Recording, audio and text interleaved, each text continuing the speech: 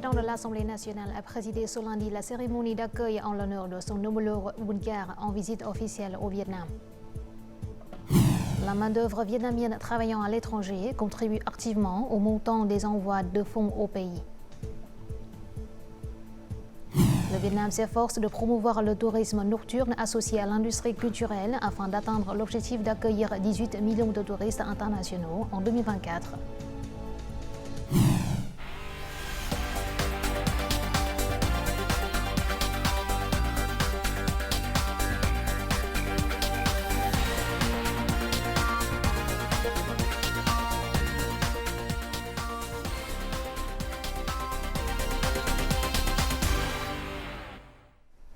Mesdames, Messieurs, bonjour, bienvenue à cette nouvelle édition du journal francophone.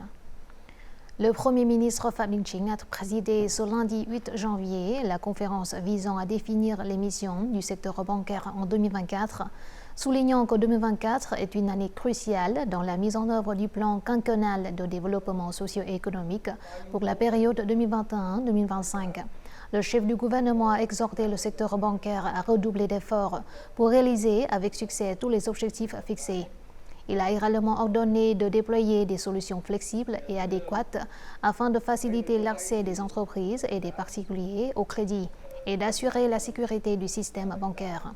Il a également insisté sur l'importance d'accélérer l'application des technologies de l'information et de promouvoir la transition numérique au sein du système bancaire. Le Premier ministre Phạm Minh Chính a signé et promulgué la résolution gouvernementale numéro 1 décrivant les principales tâches de développement socio-économique et les prévisions budgétaires de l'État pour 2024. La résolution 1 comprend 12 groupes principaux de tâches et de solutions. Il s'agit notamment de donner la priorité à la croissance économique, de maintenir la stabilité macroéconomique, de contrôler l'inflation et d'assurer des équilibres majeurs.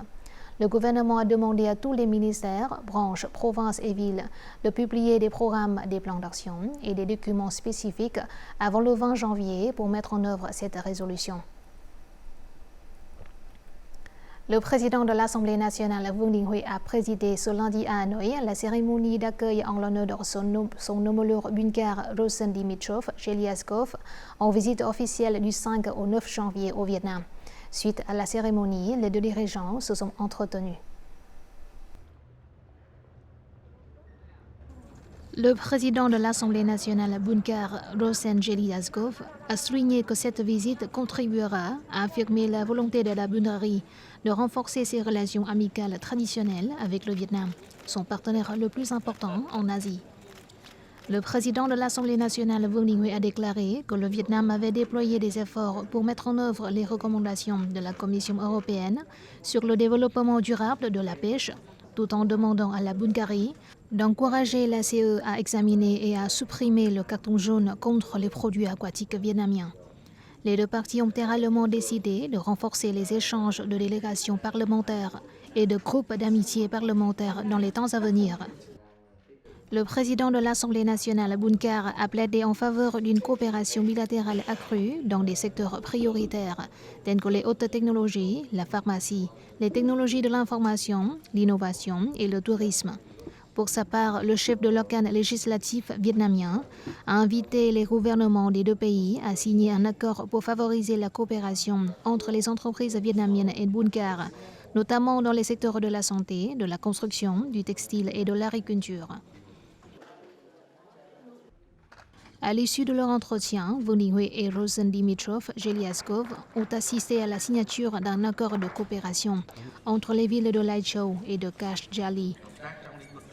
Ensuite, le président de l'Assemblée nationale, Vương Đình Huệ, et son homologue bulgare ont eu une rencontre avec la presse pour partager les résultats de leur entretien.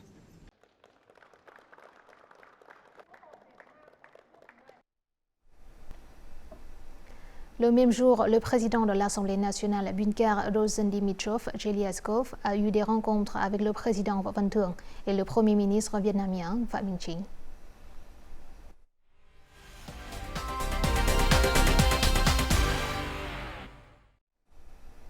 Passons tout de suite à d'autres informations de l'actualité.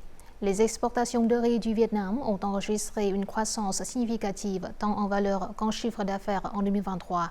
L'année 2024 est très prometteuse pour l'industrie nationale du riz avec de nombreuses perspectives positives.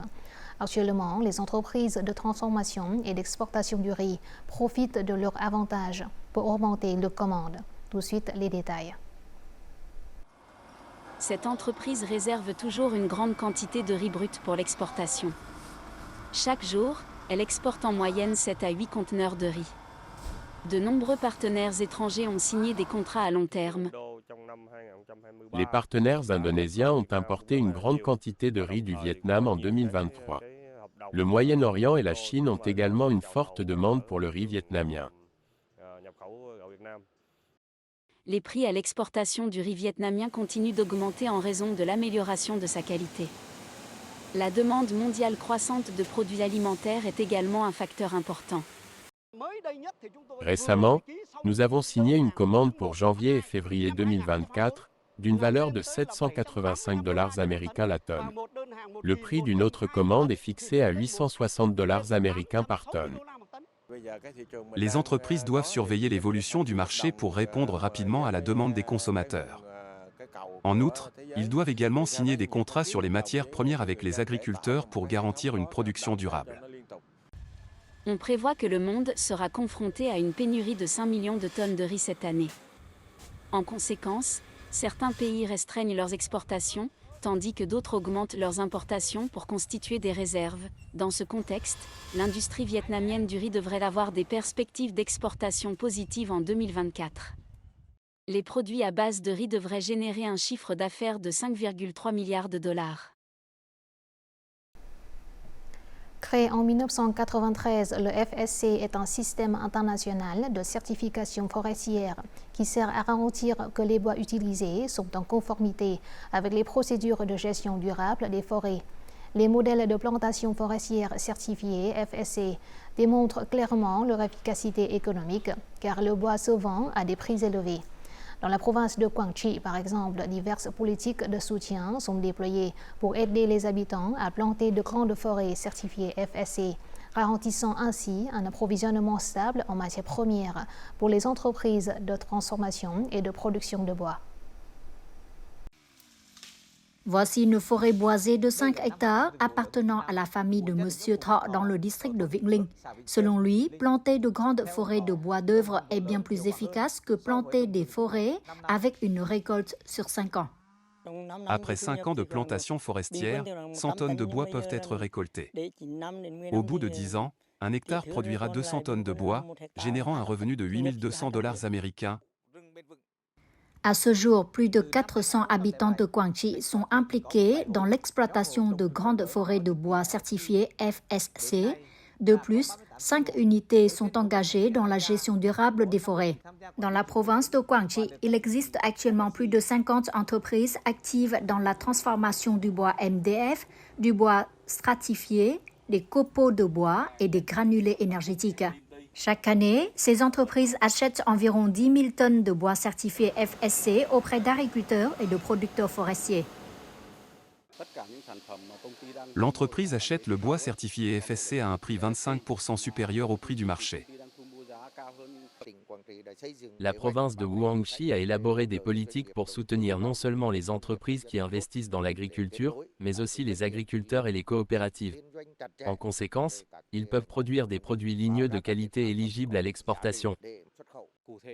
La province de Quang Tri vise une production annuelle d'1 million de mètres cubes de boissier d'ici 2025. La province cherche à établir une chaîne de valeur durable reliant la plantation, la transformation et la distribution des produits en bois. Selon l'Office général des statistiques, le revenu mensuel moyen des travailleurs vietnamiens en 2023 a atteint 7,1 millions de dong par personne, soit une hausse de 6,9% par rapport à 2022. Au quatrième trimestre de 2023, le niveau de vie des travailleurs s'est amélioré car le revenu moyen a remonté de 180 000 dong par mois par rapport au trimestre précédent. Pour atteindre 7,3 millions de dong, soit en hausse de 2,5% en rythme trimestriel. L'augmentation du revenu moyen au dernier trimestre de 2023 a été observée dans toutes les régions du pays, le delta du fleuve Rouge ayant connu la plus forte croissance. En moyenne, au cours des 3 dernières années, le Vietnam a reçu entre 17 et 18 milliards de dollars de transferts de fonds. 80% des Vietnamiens d'outre-mer vivent actuellement dans les pays développés. La main-d'œuvre vietnamienne travaillant à l'étranger contribue activement au montant des envois de fonds au pays, augmentant ainsi les ressources pour le développement économique du pays. En 2023, les envois de fonds vers Ho Chi Minh Ville ont atteint environ 9 milliards de dollars, soit près de 3 fois le montant des IDE dans la ville et la moitié des envois de fonds du pays. Auparavant, les envois de fonds étaient principalement envoyés par des Vietnamiens résidant à l'étranger, mais il y a maintenant un changement.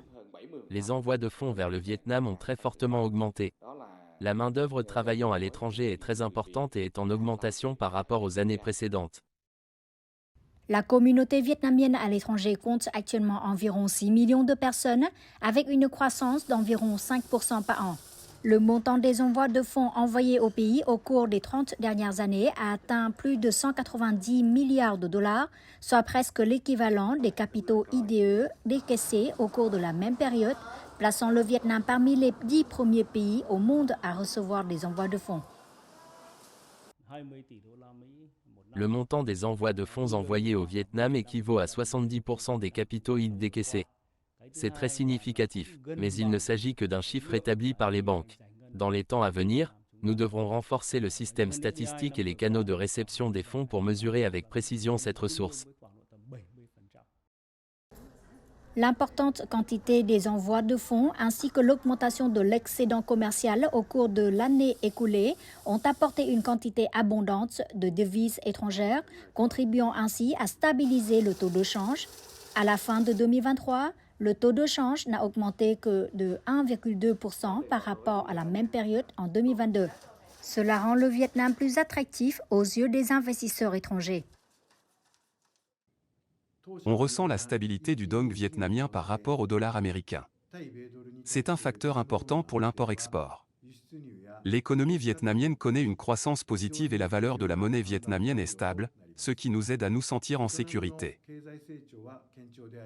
Les envois de fonds devraient continuer d'augmenter cette année, ce qui constitue un facteur positif pour le taux de change en 2024, créant des conditions favorables à une politique monétaire souple avec des taux d'intérêt bas.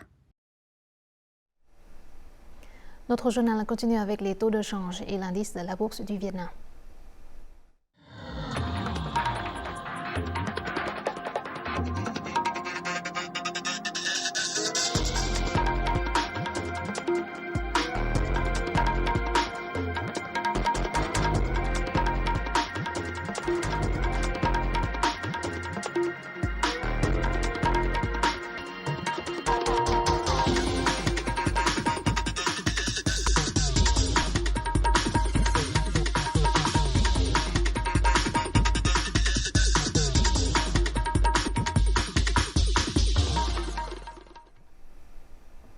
Selon TripAdvisor, l'un des plus grands sites web de voyage, la ville de Hoi An a été classée 2e sur la liste des 25 destinations les plus populaires au monde pour 2023.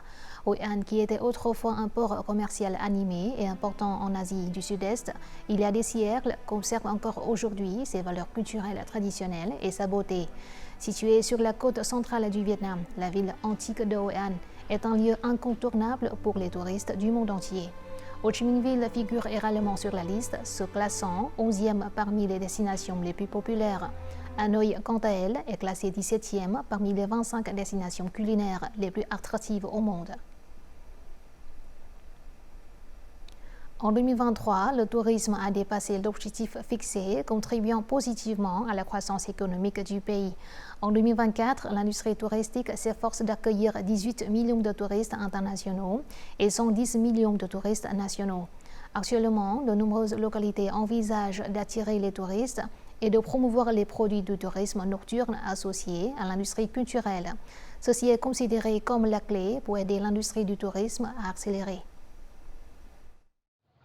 Les statistiques de certaines grandes villes du monde montrent que l'économie nocturne contribue à hauteur de 5 à 10% du PIB et représente 60 à 95% des revenus de ces villes. En outre, les activités économiques nocturnes ont le potentiel d'augmenter les revenus touristiques jusqu'à 300% par an. Les unités de service ont la possibilité d'obtenir de meilleurs revenus. La diversité des produits touristiques nocturnes aidera les touristes à avoir le temps d'explorer et de dépenser davantage. Selon les experts, il est nécessaire d'associer le développement de l'industrie culturelle aux activités économiques nocturnes, notamment aux produits du tourisme nocturne. Cela génère non seulement d'importants revenus, mais promeut également l'image de la destination et la culture locale. Ces derniers temps, de nombreuses entreprises ont également investi dans des produits touristiques tels que des spectacles, des œuvres architecturales emblématiques et des espaces de divertissement nocturnes. Les entreprises sont le principal moteur de l'innovation. Cela nécessite que l'État crée un environnement et des conditions propices à la promotion de l'industrie culturelle. Les experts estiment que le Vietnam dispose de suffisamment de conditions pour développer l'économie nocturne dans le sens du développement du tourisme local en raison de la diversité des cultures régionales. Selon les enquêtes sur les conditions de vie et de travail à l'étranger menées par Internations au cours de ces 3 dernières années, le Vietnam a toujours figuré dans le top 15 des pays pour s'expatrier. Qualité de vie, facilité d'installation, coût de la vie au travail, les critères d'évaluation étaient nombreux. La richesse culturelle, le style de vie unique et la gentillesse des habitants font que le Vietnam est une destination de choix pour vivre et travailler de nombreux étrangers. J'ai laissé mon sac et mon portefeuille dans un café. Le serveur m'a appelé pour me rendre mon sac. Quand j'ai voulu payer pour le remercier, il a refusé. Je me sens très en sécurité à Hanoï.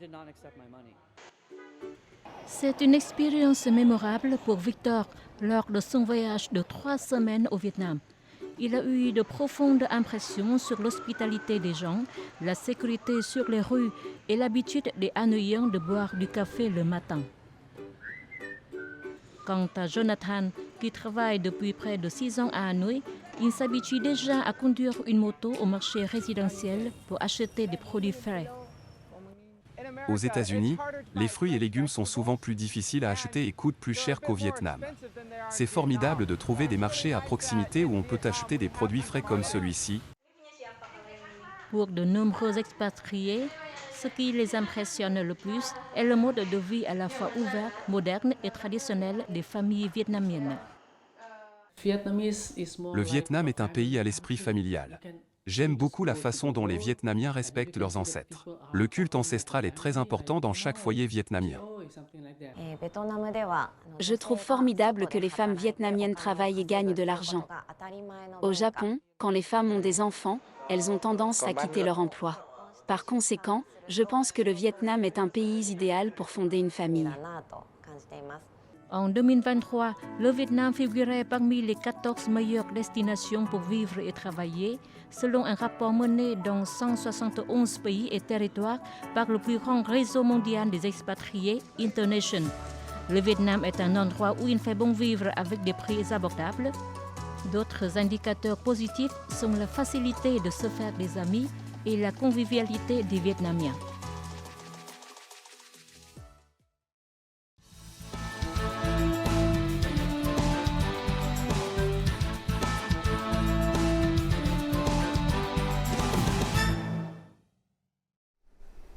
Le Cải Lương traditionnel du Vietnam et l'opéra occidental semblent être deux formes d'art complètement différentes.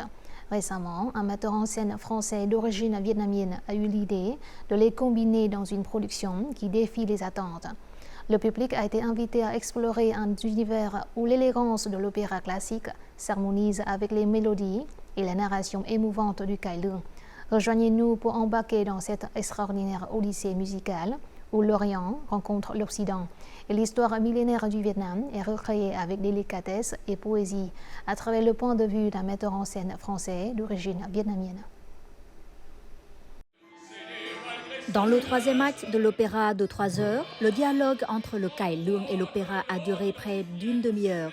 l'opéra transporte le public en 1907, lorsque le roi Thanh Thái fut contraint d'abdiquer sous la pression française. Son fils Vĩnh San, alors âgé de seulement 8 ans, lui succéda. Le metteur en scène Olivier Denanhu a habilement conçu une scène minimaliste où les rythmes et les émotions de ces deux univers musicaux constratés convergent et se mélangent harmonieusement. Il y a des passages qui sont complètement inventés puisque évidemment on n'a pas accès à toutes les sources historiques. Les adieux de Tidine à son fils le prince Vincent, c'est complètement inventé dans une imprégnation de tragédie en fait qui est là très européenne pour moi. Mais cela est compensé finalement aussi par l'apport de la musique traditionnelle avec la musique Kailong qui intervient dans cet acte historique.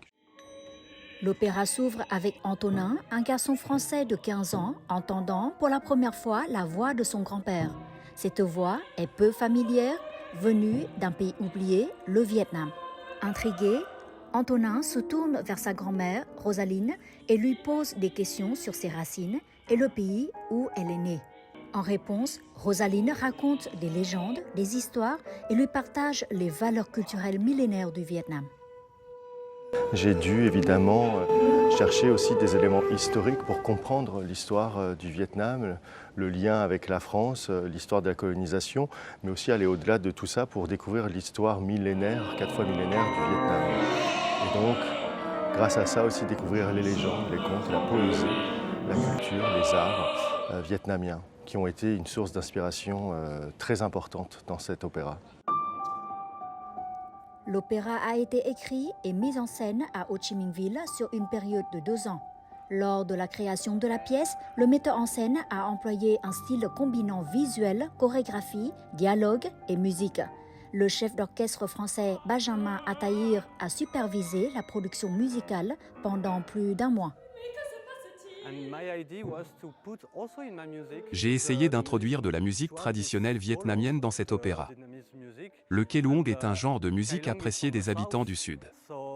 En l'apprenant, j'en ai appris davantage sur une nouvelle langue et j'ai essayé de la combiner en douceur avec la musique occidentale. L'opéra Paysage dans l'oubli est joué en 3 langues, anglais, français et vietnamien. Malgré le temps de pratique limité, les artistes n'ont pas rencontré de problèmes linguistiques importants. Cette pièce d'opéra implique des acteurs de France, de la République de Corée et du Vietnam. Nous avons eu des séances de formation très productives. Dans cet opéra, je dois parler en français. Le metteur en scène et d'autres artistes m'ont apporté une aide précieuse dans ma pratique. On a eu, notamment par Olivier Denain, notre librettiste et metteur en scène, énormément de pistes de travail et d'études de l'art, notamment Kailung, aussi de l'art vietnamien en général, notamment un petit peu d'histoire aussi de la peinture. Le public local a ressenti un sentiment de fierté lorsqu'il a entendu pour la première fois l'artiste français chanter les paroles d'opéra du poème de Lý Thường Kiệt, Nam Quốc Sơn Hà. La combinaison des scènes d'opéra avec les douces mélodies de Cải Lương les a émus jusqu'aux larmes et ils ont été touchés par le sort et le patriotisme du roi Thanh Thái et du roi Duy Tân. Les performances sincères des artistes des 2 pays ont suscité des émotions étranges, mais familières, différentes, mais appropriées, touchant finalement le cœur du public. C'est une merveilleuse combinaison qui met en valeur l'essence du Vietnam. En tant que jeune, je suis personnellement extrêmement fier de l'apport des artistes et du mélange des cultures vietnamiennes et françaises.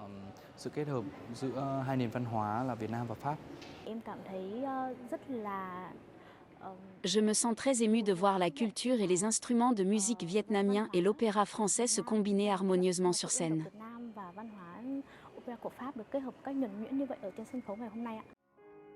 À la recherche de souvenirs perdus, le personnage principal de l'opéra se lance dans un voyage qui s'étend sur des centaines d'années. À travers ce voyage, il découvre les événements historiques, les valeurs culturelles et découvre son origine. Paysage dans l'oubli est une peinture historique lyrique qui explore la relation entre une civilisation vietnamienne millénaire et la France. Cette œuvre est basée sur l'histoire vraie du metteur en scène Olivier Denan Hữu, dont la mère et la grand-mère sont vietnamiennes. Voici tout de suite les prévisions météo dans les principales villes du Vietnam.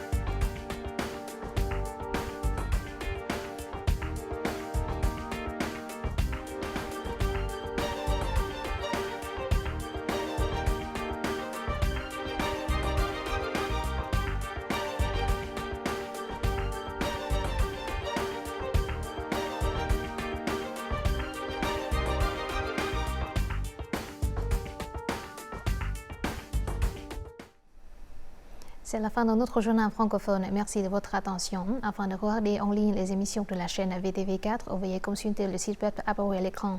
Vous pouvez aussi télécharger l'application VTV Go sur App Store ou Google Play. Au revoir et à très bientôt.